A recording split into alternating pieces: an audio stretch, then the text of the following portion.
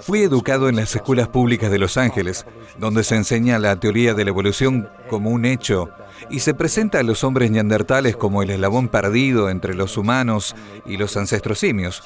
Yo creía seriamente en esto. Visitaba museos, miraba programas de televisión y defendía que somos descendientes de los simios por medio de un proceso evolutivo.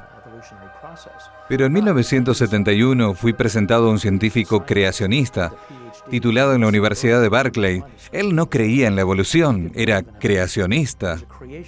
Y me mostró que en realidad el hombre neandertal no es el eslabón perdido. Entonces, al analizar el registro fósil humano y los ancestrales de los simios, descubrí que él tenía razón. Volví a estudiar la Biblia, tuve mi fe renovada, todo como consecuencia de esta conversación a mis 17 años de edad.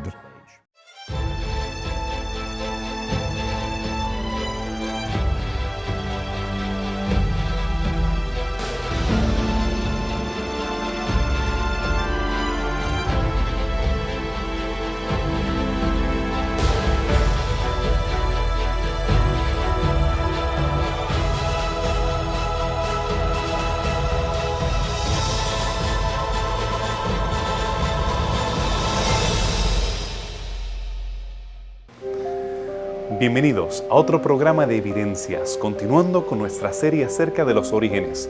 En esta ocasión estaremos estudiando más profundamente el origen de los humanos. Durante miles de años, los seres humanos trataron de explicar de diversas formas sus orígenes. Todavía podemos escuchar el eco de esos poemas, leyendas y mitos que hablaban acerca de batallas entre dioses y de cómo los despojos y de ellos fueron creados los seres humanos. Sin embargo, en la Biblia se presenta otra imagen acerca de sus orígenes. Se habla acerca de los seres humanos siendo creados a la imagen de Dios. En la tradición judeocristiana se perpetuó la narrativa bíblica por cientos de años, hasta que en el racionalismo comenzaron a sugerirse otras fuentes, otros modelos para explicar el origen del hombre. ¿Qué nosotros podemos decir, qué podemos estudiar acerca del origen del hombre según la ciencia naturalista? ¿Qué contribuciones hizo Darwin y otros científicos para explicar el origen de los humanos? Veamos en Evidencias cómo nuestros invitados nos hablan acerca del origen de los seres humanos.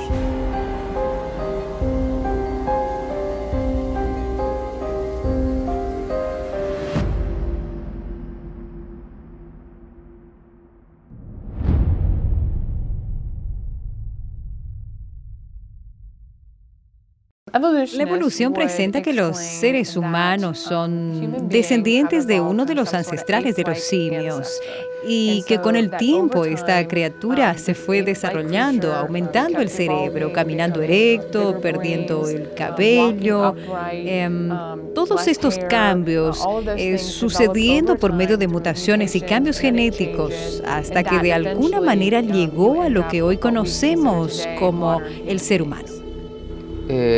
La ciencia naturalista usa el concepto de evolución.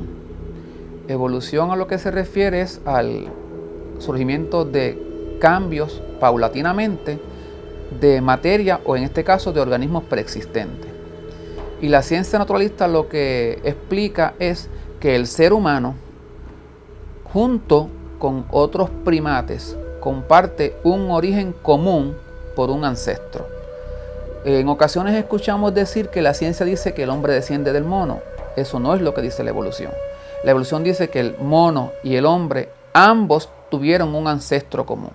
Un ancestro común se refiere a un organismo que compartía características que tanto el hombre como esos otros organismos poseen.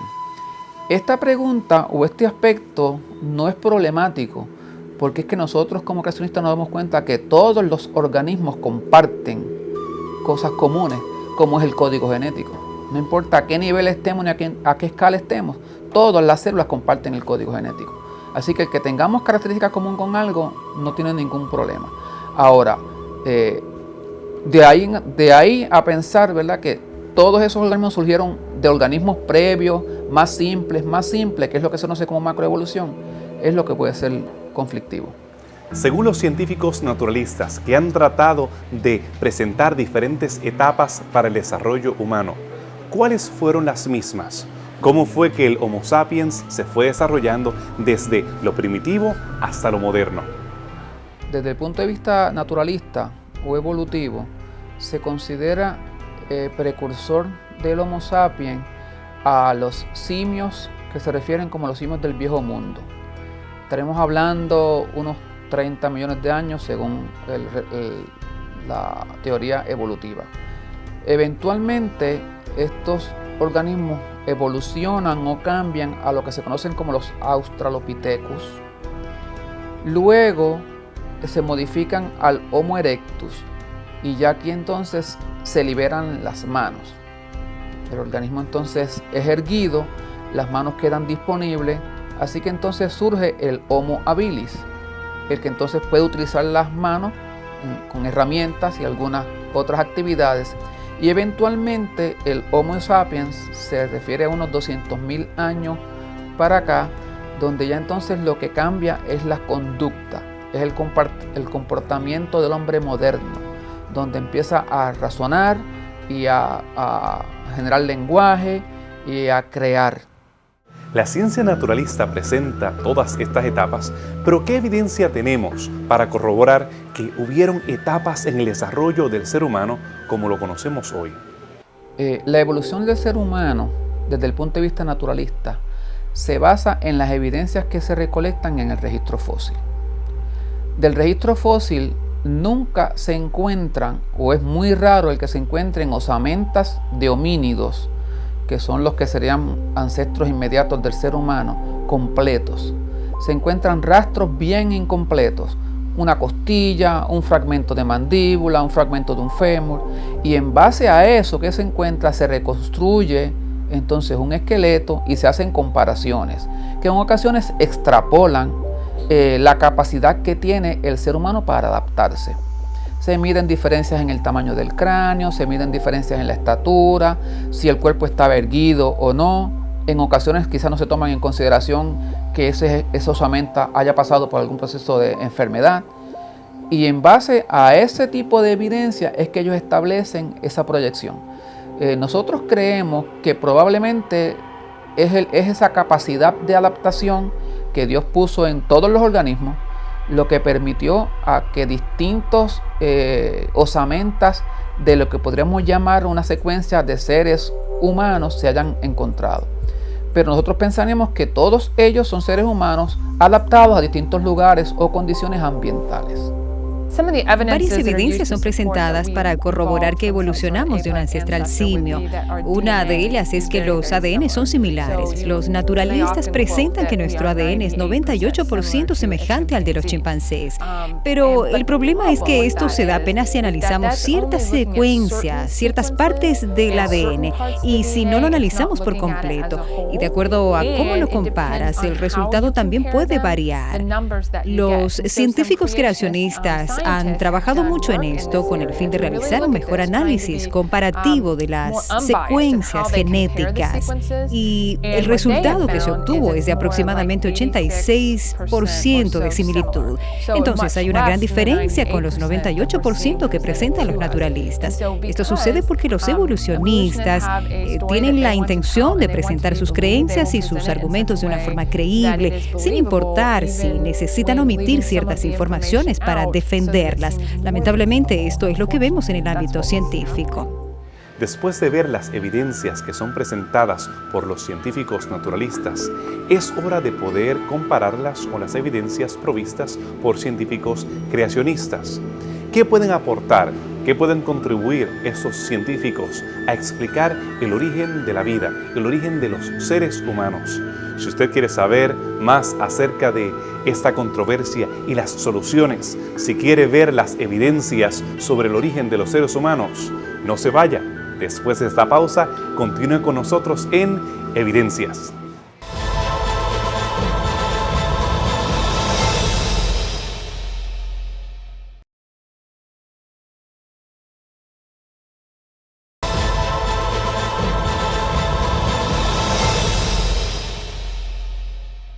Regresamos a su programa Evidencias, que estamos hablando acerca de los orígenes del ser humano.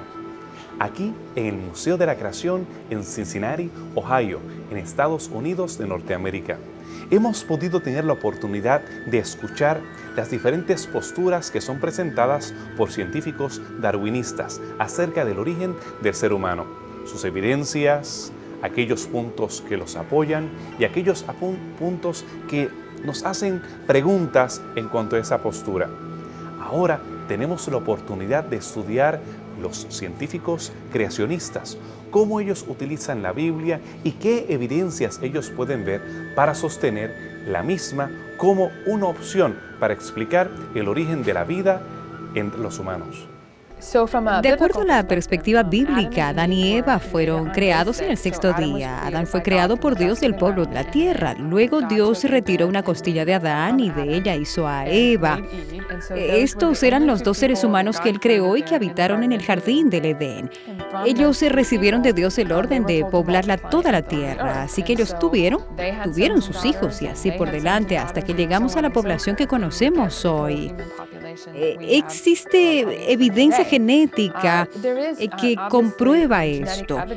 Hay estudios que se realizan principalmente con el ADN mitocondrial por vía materno que permiten reconstruir la genealogía humana. Y según algunos científicos creacionistas, los resultados llevan esta retrospectiva del linaje humano hasta las 3 nueras de Noé. Es bastante claro. Evolucionistas y creacionistas están analizando el ADN mitocondrial y al reconstruir la genealogía encuentran ciertos linajes específicos. Los creacionistas, analizándolo de una perspectiva bíblica, concluyen que estos 3 linajes provienen de las nueras de Noé, pues fue de ellas que descendió la humanidad después del diluvio. No todas aquellas personas que se llaman a sí mismos como creacionistas están en la misma página o comparten las mismas presuposiciones en cuanto al origen de los seres humanos. Se han presentado varias posturas, cada una de ellas con un punto de origen diferente. ¿Cuáles son algunas de ellas? ¿Cuáles son algunas de las implicaciones que tienen las mismas? Veamos cuáles son algunas de estas posturas dentro del creacionismo. Desde el punto de vista evolucionista, están los evolucionistas que consideran que Dios comenzó el proceso y luego lo dejó que continuara al azar. Ese es el grupo que se conoce como evolucionistas teístas, porque inician con la intervención de un ser superior, pero luego explican todo lo demás que ha sucedido a base de procesos puramente científicos, sin tomar en consideración la presencia de Dios.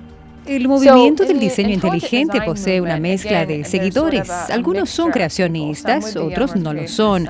Dentro de los que no lo son, muchos creen en el origen evolucionista humano, así como aquellos que son adeptos al evolucionismo. Ellos también afirman que tenemos un ancestral simio en común y que este evolucionó a lo largo del tiempo. Pues por otro lado, tenemos el grupo de creacionistas bíblicos. Ese es el grupo de personas que toman el relato bíblico de Génesis 1:1, donde también cuentan con la intervención de un ser superior. Pero la diferencia es que esa intervención no cesa una vez que la creación terminó. La vida se origina y ese ser superior sigue interviniendo para asegurarse que todos los procesos relacionados a la vida se mantengan de acuerdo a sus designios. ¿Qué evidencias se han usado para sostener estas posturas? ¿Qué preguntas nos dejan? ¿Qué fallas podemos encontrar? ¿Cuáles convergen con la Biblia y cuáles entran en conflicto con la Biblia?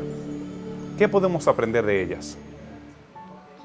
Tendría que decir que la postura del creacionista bíblico, porque esa postura no solamente nos narra el comienzo de la vida en la tierra y cómo progresó, sino también nos da una idea de lo que va a pasar al final. O sea, no solamente contesta de dónde venimos, también nos dice hacia dónde vamos. No por esto dejaría fuera algunas ideas del diseño inteligente, porque obviamente una inteligencia superior responsable de preparar el ambiente para que la vida aquí surgiera y floreciera y se mantuviera, definitivamente tiene que haber hecho uso de procesos a nivel de detalle para asegurarnos que todo funcionara. Personalmente estoy de acuerdo con muchos de sus argumentos, principalmente el de la complejidad irreducible usado por todas las ramas del diseño inteligente y que también va de acuerdo con el pensamiento creacionista. Este es un argumento usado por muchos años y los resultados de estas investigaciones son muy importantes porque nos ayudan a entender cada vez más cómo lo que vemos en el mundo no surgió por acaso y sí por la mano de un ser inteligente, por un creador. Así que si nos podemos pensar, ¿verdad?, desde el punto de vista de cómo a un individuo satisface más, ¿cuál de los tres? El bíblico, porque me dice de dónde vengo y hacia dónde voy. Pero no dejaría fuera algunas ideas que pueden provenir del diseño inteligente también. ¿Cómo se relacionan los estudios creacionistas con los estudios naturalistas? ¿Hay puntos en que convergen? ¿Cómo difieren? Pero realmente, ¿cómo al fin del día pueden dialogar los mismos? Una de las áreas que el diseño inteligente ha investigado es la de la coagulación de la sangre, un proceso bastante complejo. Pero básicamente lo que sucede es que si tú te cortas, o la sangre coagula o te mueres de hemorragia. Para evitar esto, una proteína activa a otra proteína, la cual activa a otra proteína y como en efecto cascada, esto permite la coagulación y la cicatrización. El diseño inteligente ha investigado mucho este fenómeno y particularmente es un estudio muy útil para los creacionistas porque al entender esto, los evolucionistas tienen que explicar cómo se logra obtener un organismo sencillo sin todas estas proteínas y que el mismo no muera de hemorragia.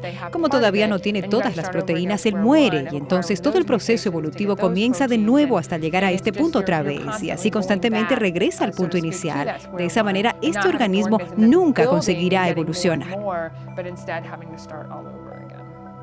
Existe una molécula que se conoce como el ácido deoxirribonucleico, por las siglas en español el ADN, en inglés sería el DNA, deoxyribonucleic acid. Ese ácido, básicamente esa molécula, contiene toda la información necesaria para la construcción de un ser humano, de una criatura como sea. Ahí está el color de tu piel, está el color de tus ojos, está cómo va a ser la textura de tu cabello, cómo va a ser la forma de tu nariz. Ahí está toda la información, todo el mapa de la ingeniería de cómo construir ese ser. Esa molécula no trabaja sola, esa molécula trabaja con otras más. En donde, por ejemplo, si se va a sintetizar un riñón y hace falta una proteína en particular para hacer ese riñón, entonces esta molécula le dice a la otra, necesito en este punto en particular este aminoácido, glicina. Y entonces esta otra molécula sale buscando a buscar ese aminoácido, sale corriendo a buscar ese aminoácido. Consigue la glicina y ahora la pega aquí. Y entonces viene ahora y hace falta el aminoácido alanina, otro aminoácido, B. Y entonces le pasa la información y busca una molécula mensajera para que esa información la lleve al lugar en particular donde está ese aminoácido, agarra ese aminoácido y lo pega en ese lugar en particular. Estamos hablando de millones de instrucciones como esa para crear al ser humano. Lo aleatorio, al azar, eso no entra dentro de esta ecuación porque las probabilidades serían demasiado pequeñas para que una cosa tan compleja como los organismos vivos surgieran de esta manera. La molécula del DNA ha dado una perspectiva completamente diferente a lo que es la vida y definitivamente indica que hay un diseño, hay un plano para la construcción de las criaturas. Me parece que algo que debemos recordar es, como creacionistas, que los evolucionistas analizan todo de acuerdo a sus suposiciones sobre el pasado. Cuando analizan el registro fósil, cuando estudian el ADN, cuando ven cualquier evidencia, la usan de alguna forma para corroborar con la teoría de la evolución humana. Ellos creen fervorosamente que esto así sucedió. Entonces, cuando salen a campo, tratan de sustentar su teoría a toda costa. Pero cuando realmente analizamos las evidencias, nuevamente tenemos que admitir que la evolución no es algo verdadero. Y aún mismo con las evidencias que se presentan, tenemos que recordar que todo es con base en suposiciones sobre el pasado. con base en sus propias ideas y no en las evidencias científicas. Ellos defienden su pensamiento tratando de ajustar las evidencias que encuentran, pero esto no tiene sustentabilidad. Es como ya dijimos, depende de cómo comparamos nuestro ADN. Depende si analizamos apenas una parte o lo analizamos todo. Yo creo que debemos compararlo todo. Y cuando lo hacemos vemos que no somos tan semejantes a los simios.